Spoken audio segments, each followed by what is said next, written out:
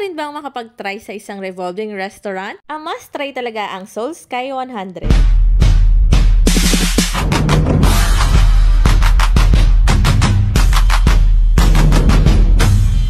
Ang Soul Sky Restaurant ay ang must-try restaurant talaga dito lang sa Eastwood. Nagpabook nga ako sa kanila through their Facebook page at nag-reply naman sila agad. Pwede rin ang walk-in pero baka punuan lang. Nasa 33rd floor nga ang location ng Soul Sky. Ito nga makikita nyong view pag nasa loob na kayo ng restaurant. At base nga sa kanyang name, Soul Sky, so Korean restaurant ito. Fine dining nga itong restaurant na to kaya naman may dress code din sila. Smart casual.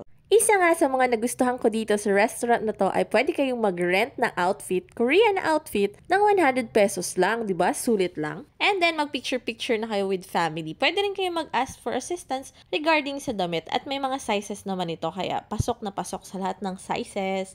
Ayan nga ang itsura.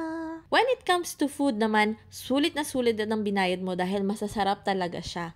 At tama-tama lang yung serving. Ang kinuha nga namin dito ay ang set meal nila which is 3,800 pesos na pasok na sa 4 to 5 persons. Depende sa kain mo ha. Kung mahihiluhin ka naman, huwag ka mag-alala dahil hindi naman mabilis ang pag-rotate ng revolving restaurant na ito. Talaga namang ma-enjoy mo lang yung moment ninyo dito. Kaya naman kung may special occasion, date with family and friends, try nyo na dito. Yun lang naman.